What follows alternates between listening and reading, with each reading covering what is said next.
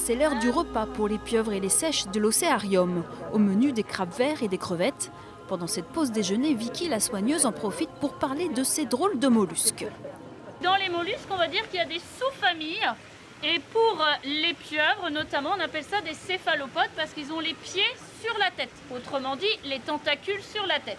Ces moments d'échange plaisent aux visiteurs et les plus jeunes retiennent bien la leçon. Elles vont monter sur les crabes verts et en fait, comme elles ont un espèce de bec au niveau de la bouche, elles vont le manger. À l'océarium, cette année, le carnet rose est bien rempli. Fait exceptionnel, depuis cet été, 60 raies brunettes et 15 petites roussettes ont été lâchées dans la mer.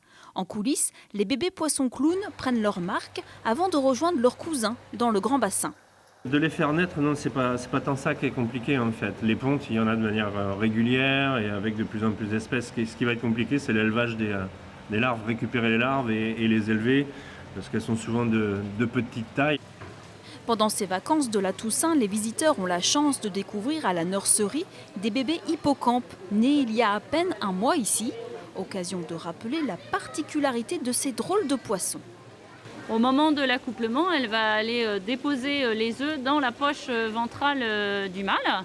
Et du coup, eh bien, c'est le mâle qui va porter les œufs et qui ensuite va accoucher.